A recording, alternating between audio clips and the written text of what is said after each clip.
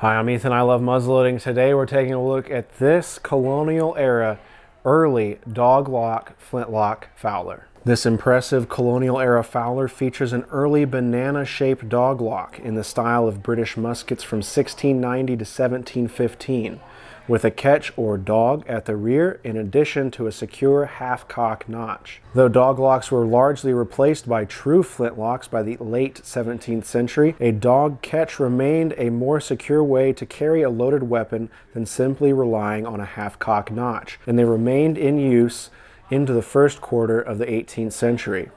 Signed KING-WACH-BELL on the top barrel flat, and fitted with an attractive American maple stock with a downward swept curved buttstock and the colonial styling dating around to the time of the French and Indian War and Revolutionary War era.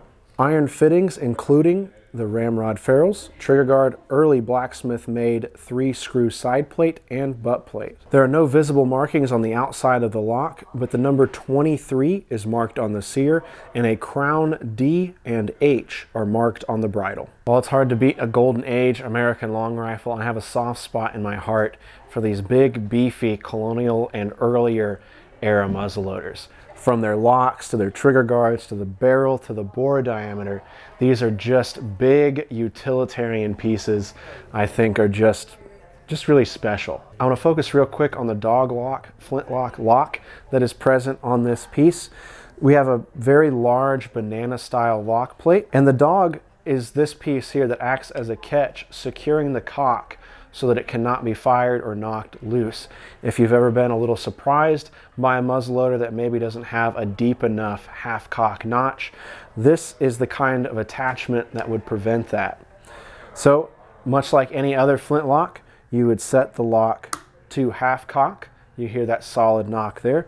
You would prime your pan and close your frizzen, and then when you're ready to shoot, you could take it to full cock fire, or in this case with the Doglock lock here, you could take it back to a point between half and full cock and engage your dog. So now we are past half cock with the lock. In order to fire then, we'd have to take the lock back to full cock, and when we do that, the dog is naturally pushed back away from engaging with the cock. We can pull the trigger and the cock falls forward. I want to say real quick that when we're talking about Doglock muzzleloaders, early Doglock locks did not have an internal half-cock notch, which is why we see the development and the use of the external dog to act as that extra catch. While this example that we're looking at has that half-cock notch, not necessarily every Doglock is going to have that. Other than the dog and that extra safety catch, we can call it, operates all the same as a typical flintlock that we know and love. We have a priming pan here. We have a rather large touch hole going through here. I think when we take the touch hole size and the condition of the barrel around the touch hole into account, it's safe to say that this piece received some use over the years. When the dog is engaged with the cock here, the cock is still behind the half-cock position. So if for some reason, if your dog screw came loose or this came apart somehow, the cock would still be on, it would fall to, I should say, the half-cock position. I think it's really nice how this geometry works together here when you're taking this back to full cock. When the cock drops into full cock, there's a little jump that just elegantly pushes the dog out of the way so that you have your fully operable flintlock. Just a neat little note on the craftsmanship and the skill that it took to get all this right and put it all together. It's just super neat. Let's go back to the butt plate here for just a moment. We have a large forged iron butt plate here and a massive, or I guess large, I really just should say, buttstock here. Really simple line coming off of our wrist, tailing back into our buttstock. The top of our butt plate here is shaped slightly in a very typical pattern, but there is no engraving or anything here, no other decoration, we'll say. The butt plate is held on with 2 screws at the back, and at the front here, where we have our narrow peak of our butt plate, we have a nail or a tack seated in here to keep the butt plate flush with the stock.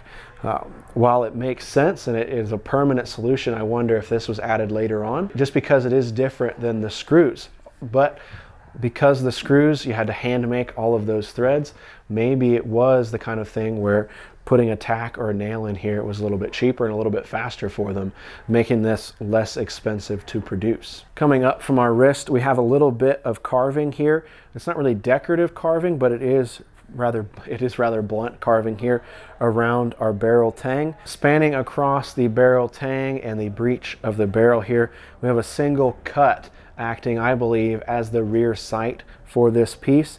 It connects from the barrel tang hole all the way up to just about being in line with the touch hole on the barrel. Along the top of the barrel here, we have KING-WACH-BELL engraved in rather simple straight cut letters. I love seeing engraving like this on original pieces because it shows us that not everybody that was engraving on these kind of pieces were a master engraver. It's an early gun and very utilitarian in its assembly and its use. We have an octagon to round barrel, and about halfway here in the barrel we have two bands separating the octagon and the round sections.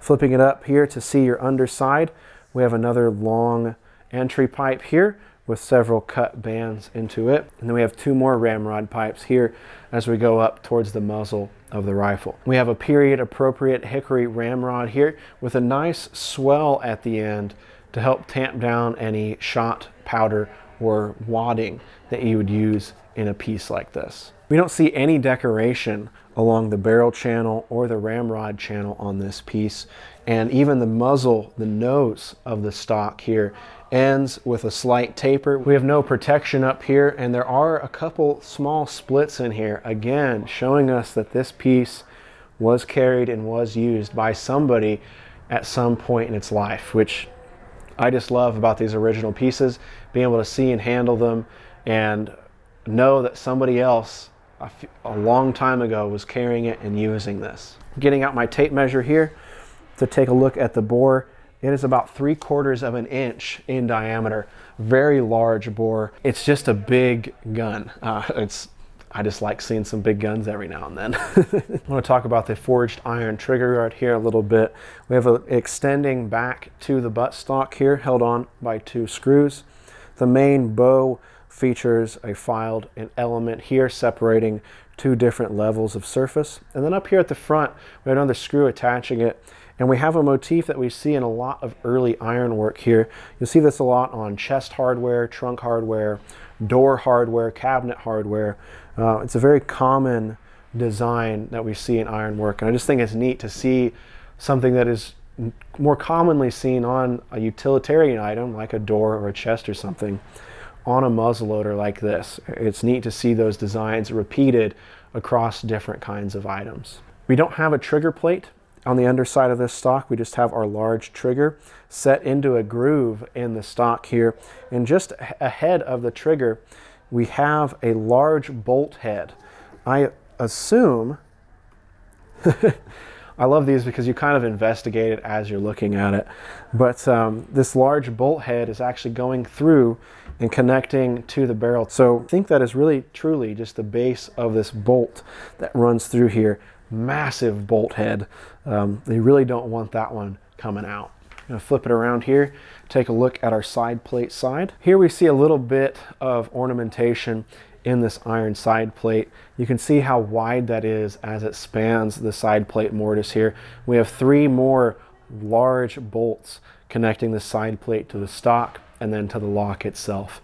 Again, a very utilitarian way to assemble all of this while keeping some of the decorative elements that we see through muzzleloading history. Being a smooth bore, it's still pretty light, although the stock is still rather large. As we come out there, you can see it's setting it on the ground there, comes up to my collarbone here. A rather large arm that almost certainly saw some interesting history. I'd like to thank the Rock Island Auction Company for inviting me out to show you some of these interesting original pieces. I hope that I've done this piece and the others that we've taken a look at some justice for you. But if you need to learn more and want to learn more, I encourage you to check out the Rock Island Auction Company social media pages, where you can find more high quality pictures and documentation about these interesting original pieces. I'm Ethan. I love muzzleloading. Thank you so much for watching. We'll catch you next time. Hey! Sorry. Oh, you're good. How are things going? How long have you been there? Just a moment. Oh, okay.